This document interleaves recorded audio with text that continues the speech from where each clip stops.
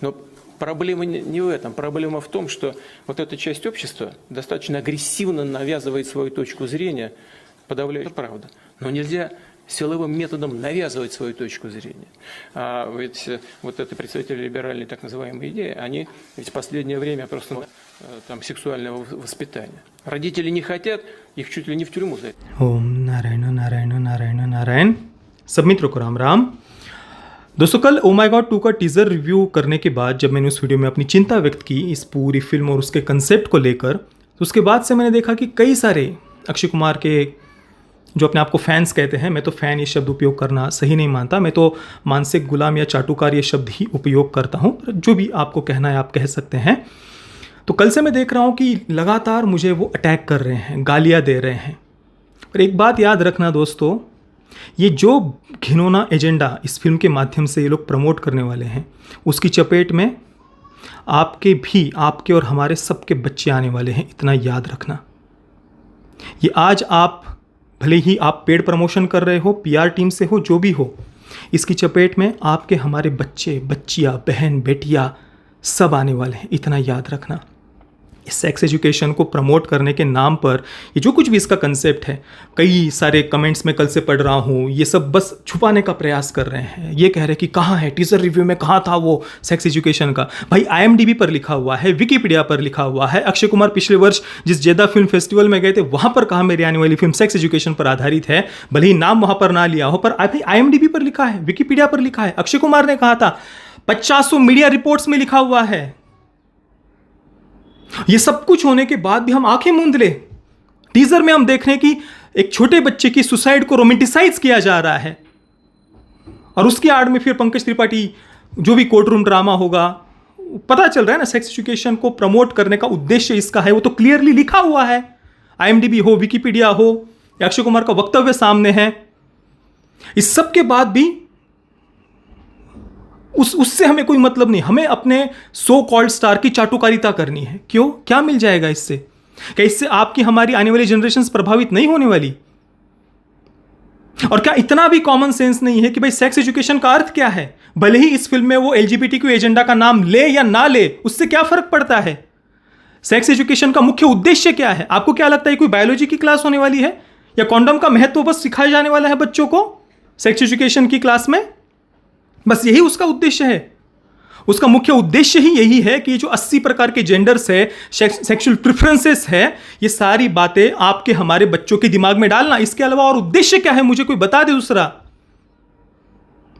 आज western countries में, मैंने कल भी कहा था, इसके कितने भयावह परिणाम हम देख रहे हैं।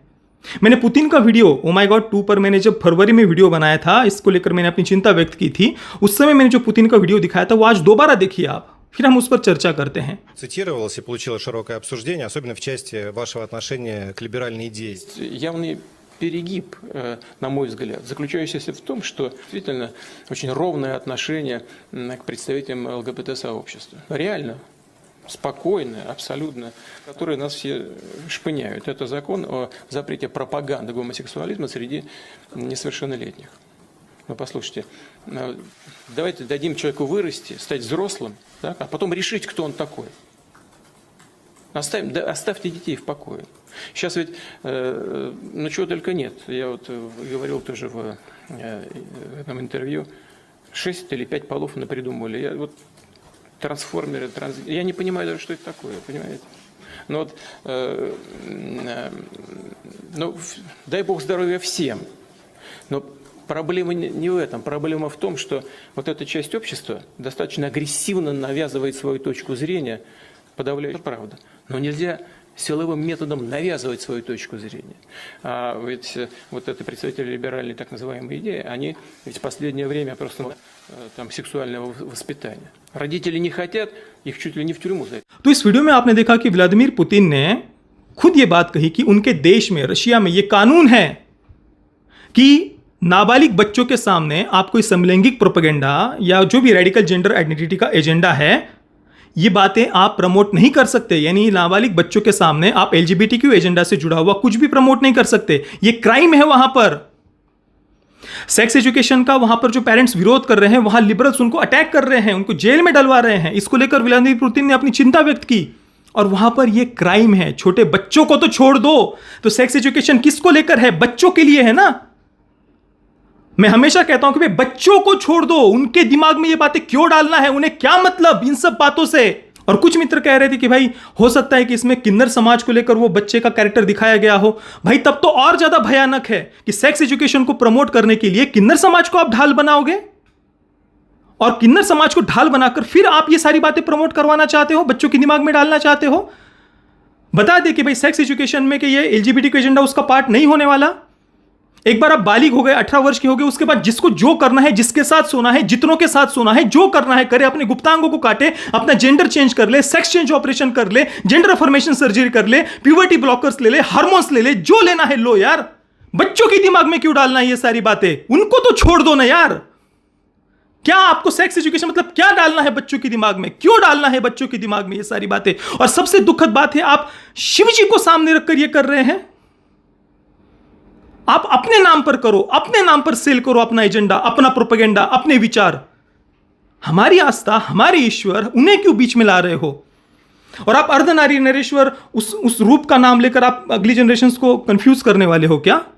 अर्धनारीश्वर रूप का अर्थ क्या होता है? प्रकृति और परमात्मा। परमात्मा यानी वो सच्चिदानंद घन परब्रह्म परमात्मा, प्रकृति यानी वो माया, ये दोनों सृष्टि के आधार है। परमात्मा और प्रकृति दोनों सृष्टि के आधार है, ये उसका अर्थ है, सूक्ष्म अर्थ, दार्शनिक अर्थ। उसको लेकर आप ये बताने वाले हो? आपको अपने नाम पर जो करना है करो भाई, पर क्यों हमारी आस्था को, हमारे ईश्वर को आप अपने एजेंडा के लिए यूज करो? ये और ज्यादा प्रॉब्लमेटिक है, भयानक है। आज हम देख रहे हैं कि वेस्टर्न कंट्रीज में इसके कितने भयावह परिणाम है। ये रेडिकल जेंडर आइडेंटिटी, इसके कितने भयावह परिणाम है। उल्टा अमेरिका में सेक्स एजुकेशन पर भाई बंदी लाने के बिल्स पास किए जा रहे हैं, लॉ बन गया है। फ्लोरिडा में मैंने रॉन डिसेंटिस का कई बार उदाहरण दिया। वो तो अपने यहां पर लॉ बनाकर उसको बैन करवा रहे हैं कि बच्चों के सामने आप सेक्सुअल ओरिएंटेशन से जुड़ा हुआ कोई भी सब्जेक्ट, कोई भी विषय बच्चों के सामने उसकी चर्चा नहीं कर सकते। एलजीबीटीक्यू एजेंडा से जुड़े हुए किसी भी विषय के बारे में, किसी भी सब्जेक्ट के बारे में, किसी भी बात के बारे में आप चर्चा नहीं कर सकते बच्चों के सामने।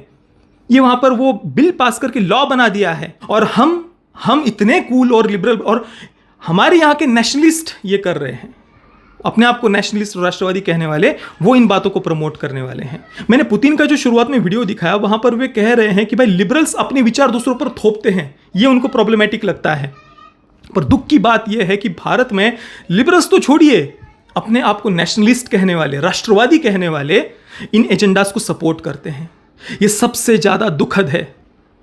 मैं तो कहता हूं मोदी सरकार को ये भारत में भी कानून लाना चाहिए कि नाबालिग बच्चों के सामने, 18 वर्ष से कम आयु के बच्चों के सामने कोई भी ये सेक्सुअल लिबरेशन और रेडिकल जेंडर आइडेंटिटी का एजेंडा, इसको लेकर कोई भी अगर चर्चा करता है तो उसे दंडनीय, ऐसा अपराध इसको घोषित किया जाना चाहिए, जैसा कि है दूसरे कई सारे देशों में हम देखते हैं।